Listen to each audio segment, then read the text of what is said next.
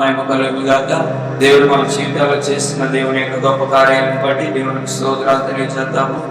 మరి ఈ రోజు ఈ యొక్క ఆదివారం దినము దేవుడు మనకి ఇచ్చిన గొప్ప అవకాశాన్ని బట్టి దేవునికి స్తోత్రాలు. అలాగే ఈ సమయంలో కీర్తనలో 60వ అధ్యాయం గురించి ఈరోజు నేను మీతో మాట్లాడతాను. కీర్తనలు 60వ అధ్యాయము మొదటిగా 12 వాక్యం. కీర్తనలో దావీదు గారు రచించినటువంటి ఒక కీర్తన. ఈ యొక్క కీర్తన మొదటి వాక్యం మనం చూసినట్లయితే ఆయన దావీదు గారు మరి కష్టమైన పరిస్థితిలో, తన ఇబ్బంది కలిగిన స్థితిలో తన ఇబ్బందులతో తెలియజేస్తూ తను రాసి, అలాగే దేవుడు తనను ఏ విధంగా అయితే వినిపించాడో తన విశ్వాసంతో కొన్ని మాటలు చెప్తూ చౌకగా తన జీవితంతో ముగిస్తున్నట్టుగా మనం చూడగలం. మొదటి వాక్యంలో ఆయన అంటున్నాడు, దేవా మమ్మ విడనాటి ఉన్నావు, మమ్మ చెదరగొట్టి ఉన్నావు, నీవు కోపపడితివి, మరలా బాగు చేయవు.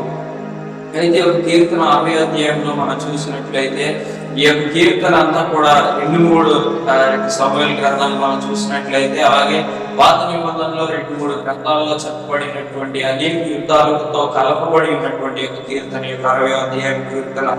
ఆయన మొదటిగా సమూయేలు గ్రంథంలో రాయబడినటువంటి యొక్క అంశంలో మనం చూసినట్లయితే 2 సమూయేలు 8వ అధ్యాయము 3వ వాక్యంలో మనం చూడగలం దాని యొక్క చరిత్ర.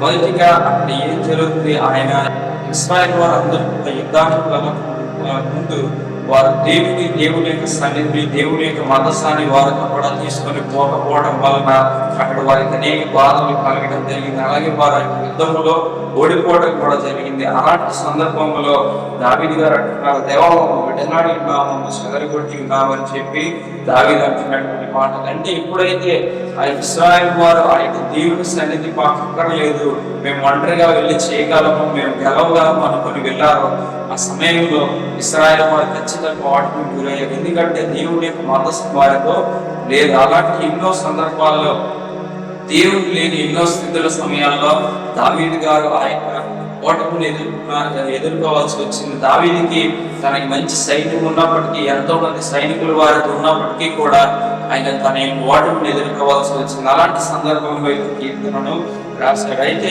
ఆ యొక్క ఓటమి వారు నిత్యంగా కాకుండా ఆ ఓటమిని, తన యొక్క తప్పులను తను సరిదిద్దుకొని ఏ తప్పులైతే వచ్చాయో వాటిని తను సరిదిద్దుకొని ముందుకు వెళ్ళినట్టు మనం చూడగలి. ఆ యొక్క పర్వత వాటిని ఏం చూడగలము, నీవు కోపపడితే మొత్తం బాగు చేయము, నీవు దేశమును కప్పింపజేసి ఉన్నావు, దాన్ని బద్దలు చేసి ఉన్నావు.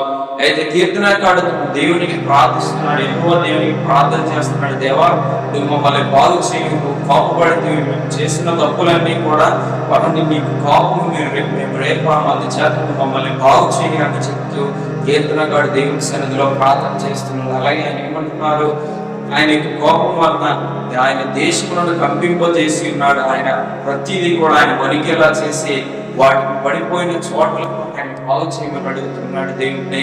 అంటే దేవుడికి ఎలాంటి దేవుడు, మన దేవుడి గురించి కట్టే దేవుడిగా మాత్రమే ఎంతో మంది మన దేవుడి గురించి అనుకుంటున్నారు. అయితే పాత నిబంధనలో యెహోవా దేవుడు అంటే కట్టే దేవుడు మాత్రమే కదా ఆయన పోల్చగలిగే దేవుడు కూడా. ఎందుకంటే ఎప్పుడైతే ఇశ్రాయేలు వారు తప్పులు చేస్తారో, ఎప్పుడైతే ఇశ్రాయేలు వారు దేవుడు మాకు అక్కర్లేదు అనుకుని వారు యుద్ధాలకు వెళ్ళారు, ఆ సమయంలో దేవుడు వారి ఓటమికి గురి చేసి, దేవుడు అనేక వారి కోటలను, వారికి ఉన్న సమస్తాన్ని దేవుడు ఏం చేశాడు, కూల్చివేశాడని వాళ్ళు. అలాగే మరి ఎన్నో సందర్భాల్లో దేవుడితో వెళ్ళిన ప్రతి యుద్ధాలు వారు గెలిచారు. మన దేవుడు కూడా మన దేవుని సన్నిధిలో మనం ఎంత విధేయులుగా ఉంటే దేవుడు మన ఎలాంటి కార్యాలు చేస్తాడు. కానీ మనం దేవునికి దూరంగా వెళ్ళిపోతే దానికి శిక్ష ఇప్పుడు మనకు రాకపోవచ్చు, కానీ అది దేవుడు రాకము ద్వారా తన యొక్క కోపాన్ని చూపిస్తాడు. అందుచేత మనం దేవుని సన్నిధిలో విధేయులుగా ఉండాలి. దేవుని యొక్క సన్నిధి మన యొక్క జీవితంలో ప్రతి చోట మనం తీసుకుని వెళ్ళడానికి ప్రయత్నించాలి. అదే ఇక్కడ మొదటి 2 వాక్యాల్లో మనం చూడగలము. ఆ యొక్క సమూయేలు గ్రంథంలో కూడా దావీదు లేదంటే అక్కడ ఉన్నటువంటి వ్యక్తులు దేవుడు మాకు వద్దనుకొని యుద్ధానికి వెళ్ళినప్పుడు వారికి కలిగిన నష్టాలను మనము ఎన్నో విధాలుగా చూడాల్సి. దేవుడిని మన జీవితంలో ఎప్పుడు కూడా వద్దనుకోకూడదు. మన జీవితంలో దేవుడిని మనతో పాటుగా మన దేవుడిని తీసుకొని వెళ్ళాలి. అయితే 3వ వాక్యంలో మనం చూడగలం, నీ ప్రజలకు నీవు కఠిన కార్యములు చేసేదివి, తూలినట్లు చేయి మద్యమును మాకు త్రాగించేదివి. అంటే ఇక్కడ కీర్తనకారుడు కవిత్వ భాషలో ఆయన మాట్లాడుతున్నాడు. అంటే ఏంటి, నీ ప్రజలకు నీవు కఠిన కార్యములు చేసేది అంటే దేవుడు తన ప్రజలకు కఠిన కార్యములు చేస్తుంది అని చెప్పి కీర్తనకారుడు అంటున్నారు. కానీ అక్కడ ఆయన కఠిన కార్యములు చేయడానికి గల కారణం ఏమిటి? వారు దేవుని సన్నిధిలో విధేయులుగా ఉండకపోవడం, దేవుని సన్నిధి నుంచి వారి దూరంగా ఉండటం వలన దేవుడు కఠిన కార్యములు చేస్తాడని అక్కడ చెప్తున్నారు. అయితే కఠిన కార్యములు అంటే ఏమిటి? దేవుడు చేసిన కఠిన కార్యాలు ఏమిటి? ఆయన వారికి బానిసలుగా అప్పగించారు. ఎన్నో రాజ్యాల ఆరో వాక్యంలో నుంచి మనం చూసినట్లయితే అక్కడ ఎన్నో రాజ్యాల పేర్లు, ఎన్నో స్థలాల పేర్లు రాయబడి ఉన్నాయి. అక్కడ ఉన్నటువంటి ఆ స్థలాలన్నీ కూడా ఆదికాండంలో చూసినట్లయితే వాటిని యాకోబుకు గాని ఇబ్రాహాముకు గాని దేవుడు వాటి వాగ్దానం గురించిన కొన్ని స్థలాలను మనం అక్కడ చూడగలం. ఇలాంటి ప్రతి స్థలాల్లో ఉన్నటువంటి ప్రజలు ఈ యొక్క ఇశ్రాయేలు వారి మీదకి దేవుడు నమ్ముకున్న దేవుని యొక్క జనుల మీదకి వారు యుద్ధం చేసి వారిని ఓడింపజేసి ఎంతో అవమానపరచినట్టు మనము చూడగలగాలి. తట్టుకోలేనంత అవమానము దావీదు అలాగే ఆ ఇశ్రాయేలు వారు ఎదుర్కోవాల్సి వచ్చింది. అందుకే ఆయన అంటున్నారు, దేవా నువ్వు మా దగ్గర కఠిన కార్యములు మాతో చేస్తావు, మా దగ్గర నువ్వు కఠిన కార్యాలు మా ఎడలను నెరవేర్చావు అని చెప్పి ఆయన కీర్తనకారుడు మాట్లాడుతున్నారు. అయితే ఆ తర్వాత రెండో భాగంలో తూలినట్లు చేయి మద్యమును మాకు త్రాగించింది. అంటే అక్కడ జరిగినటువంటి సంఘటనలు, అక్కడ చేసినటువంటి ప్రతి కార్యాలు దావీదుకి ఎన్నో సందేహాలను, తనకి ఏం జరుగుతుందా, తన చుట్టుపక్కల ఏం జరుగుతుందనే విషయాలు తెలియలేనంతగా ఒక దెబ్బ మీద దెబ్బలు పడుతూ ఆ యొక్క ఇబ్బందులు ఉన్నటువంటి సందర్భాన్ని మనం చూడగలం. అందుకే కీర్తనకారుడైన దావీదు అంటున్నారు, నువ్వు మా చేత తూలినట్లు మద్యం, అంటే మాకు మత్తు కలిగించి మద్యమును త్రాగించింది. అంటే దేవుడు తన జ్ఞానం తీశాడని మనం అక్కడ చూడగలం. మనం దేవుని సన్నిధిలో దేవునికి మనం విధేయులుగా ఉండాలి. దేవుని దగ్గర దేవుడు చెప్పిన కార్యాలు మనము చేయాలి. ఆ విధంగా చేస్తేనే దేవుడు కూడా మన ఎడల మంచిగా ఉంటాడు. లేకపోతే ఇశ్రాయేలు వారికి జరిగినట్టుగా మనకి కూడా దేవుని సహాయం లేనప్పుడు అపవాది మన మీదకి ఎన్నో కార్యాలు, సాతాను మన మీదకి తన యొక్క ఇబ్బందికరమైన రప్పించే అవకాశము ఉంది. తర్వాతగా ఆ యొక్క 4వ వాక్యం అంటున్నాడు, సత్యము నిమిత్తం ఎత్తిపట్టుకొనుటకై నీ యందు భయభక్తులు గల వారికి నీ ఒక ధ్వజమునిచ్చి ఉన్నావు.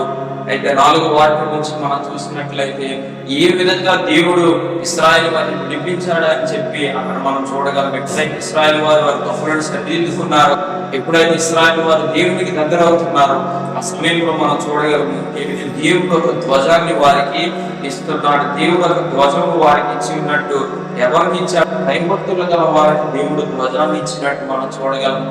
మనం చూసినట్లయితే మన దేవుడు యెహోవా నిస్సి అయినటువంటి మన దేవుడు ఆ యొక్క నిర్గమకాండంలో మనం చూసినట్లయితే మోషే ఎప్పుడైతే ఆ యొక్క అమలేకులను ఓడించి వారందరికీ ఒక బలిపీఠం కట్టాడు, ఆ సమయంలో ఆ మోషే దేవునికి పెట్టినటువంటి పేరేంటి? యెహోవా నిస్సి, అంటే యెహోవా మా ధ్వజమై ఉన్నాడు అని ఆయన మాట్లాడుతున్నాడు. మరలా కీర్తనకారుడైన దావీదు అదే మాట్లాడుతున్నాడు, దేవుడు యెహోవా దేవుడు మాకు ధ్వజమై ఉన్నాడు, ధ్వజము మాకు బలమై ఉన్నాడని చెప్పి ఆయన అంటున్నాడు. ఎప్పుడైతే ఆ యొక్క శత్రువులు, ఆ యొక్క ఇశ్రాయేలు వారికి విరోధంగా పోరాడినటువంటి శత్రువులు ఆ యొక్క యుద్ధంలో వారికి ధ్వజాన్ని అయితే చూస్తారు, ఆ ధ్వజం కూడా కొంత భయాన్ని వారికి గుర్తించగలదు. ఉదాహరణకి ఇప్పుడు ఏదైనా మంచి స్థలం, మంచి రాజ్యం, యుద్ధానికి మంచి వీరులైనటువంటి రాజ్యం ఉంటే ఆ రాజ్యము ఎత్తి పట్టుకుని వచ్చే ధ్వజము చూడగానే కొన్ని రాజ్యాలకు భయము, లేదంటే కొన్ని యుద్ధాలకు వచ్చినప్పుడు వారు అప్పుడే భయపడతారు. అయితే ఇశ్రాయేలు వారి ధ్వజం ఏమిటి?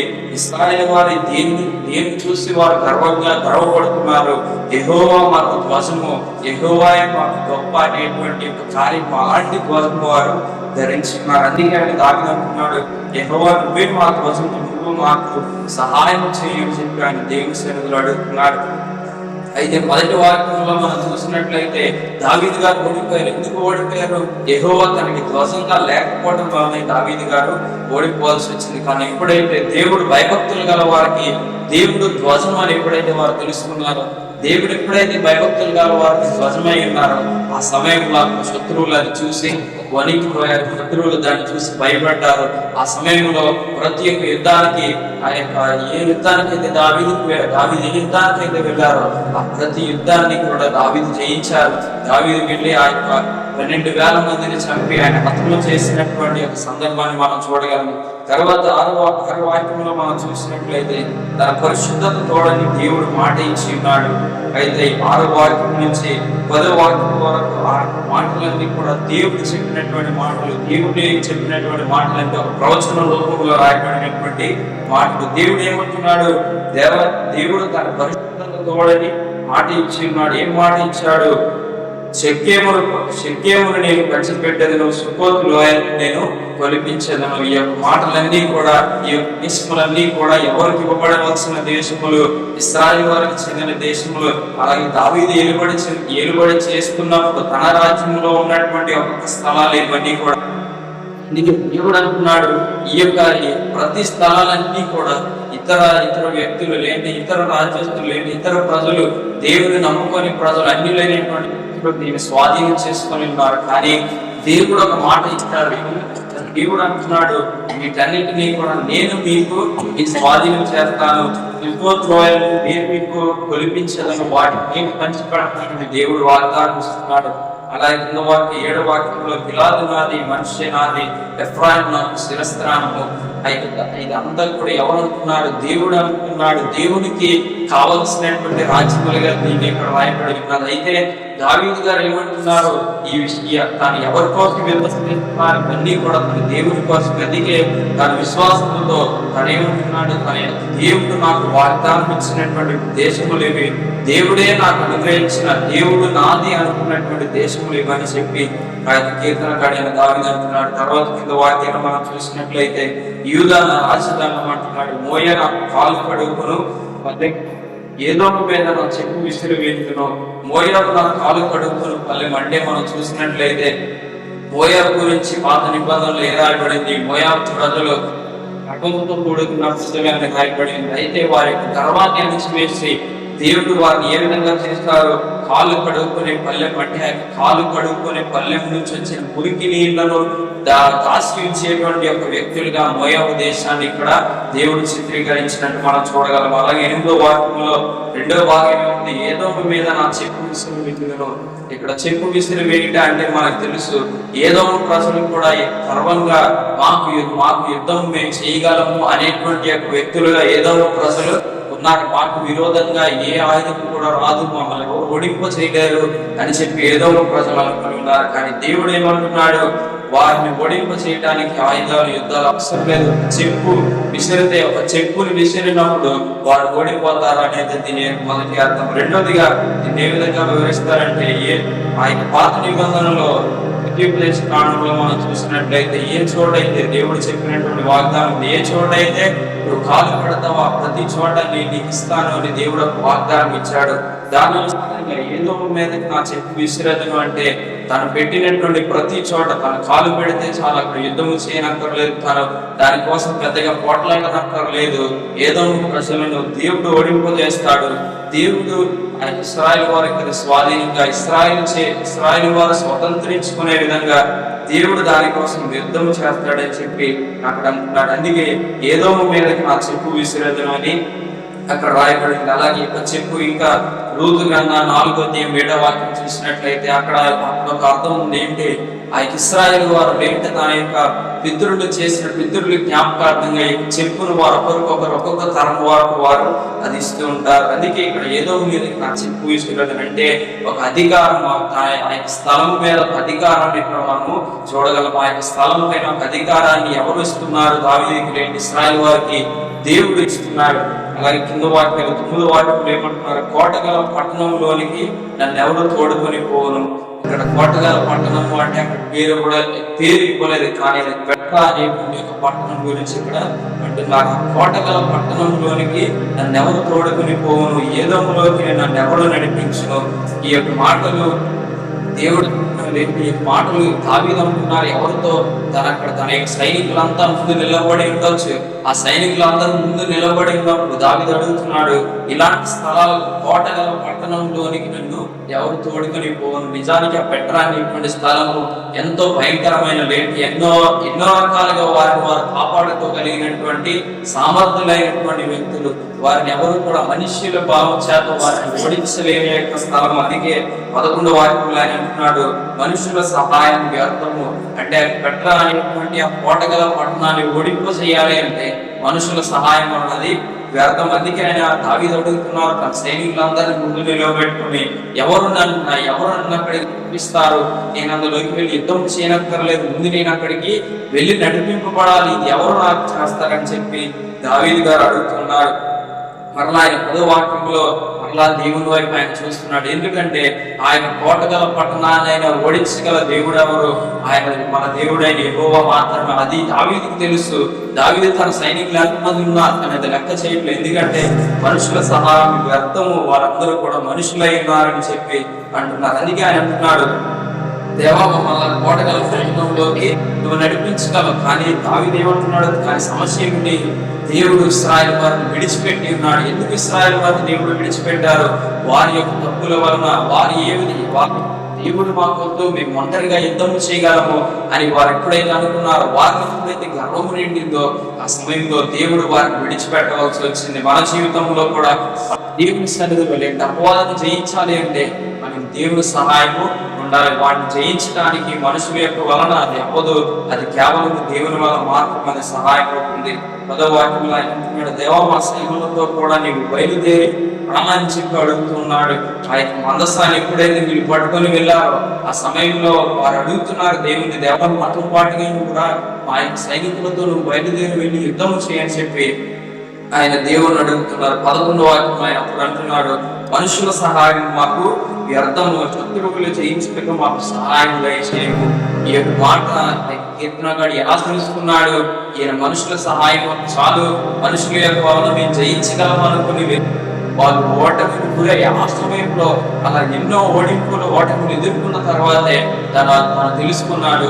ఆయన దెబ్బతిని తెలుసుకున్నాడు ఏమని? మనుషుల సహాయము వ్యర్థము, వారిని జయించాలంటే కేవలం దేవుని సహాయం వల్ల మాత్రమే అది జరుగుతుంది అని చెప్పి ఆయన అంటున్నారు. తర్వాత 12వ వాక్యంలో ఆయన విశ్వాసంతో అంటున్నాడు, దేవుని వలన మేము శూర కార్యములను జరిగించదము, ఆ శత్రువులను అడగదెట్టువాడు ఆయన ఏమంటున్నాడు? దేవుని వలన మీ గొప్ప కార్యాలు, శూర కార్యములు మేము చూడగలం. అంటే దేవుడు ఉంటే మాకు చాలు. ఆయన గొప్ప కార్యాలు, అద్భుత కార్యాలు ముందన్నడు కూడా చూడని, ఎవరు గమనించని కార్యాలను, ఎవరు కనుగొని కార్యాలను ఆయన మా కొరకు చేస్తాడని చెప్పాడు. అలాగే ఆ శత్రువులను అనగదొక్కువాడు ఆయన.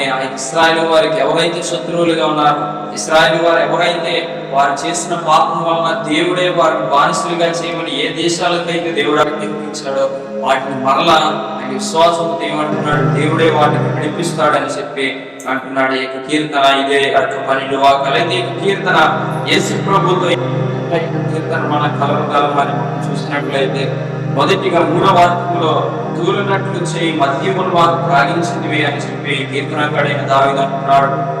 అక్కడ ఒక తాగడం అనే విషయాన్ని మనకు జ్ఞాపకం చేసే విషయం ఏమిటి? యేసు ప్రభు కూడా దావీదు యొక్క వంశంలో చెందిన దావీదు కుమారుడైన యేసు ప్రభు కూడా ఒకసారి తాను మాత్రమే తాగవలసి వచ్చింది. ఈ యొక్క వీరు ఏ పాత్రను వారు తాగినటువంటిది ఆనందముతో కూడిన పాత్ర కాదు. అదేమిటి? మద్యము. వారి సందేహాలను తీర్చి వారు సందేహపరిచేది, వాళ్ళ ఇబ్బందుల్లో పెట్టేటువంటి పాత్ర వారు తాగవలసి వచ్చింది.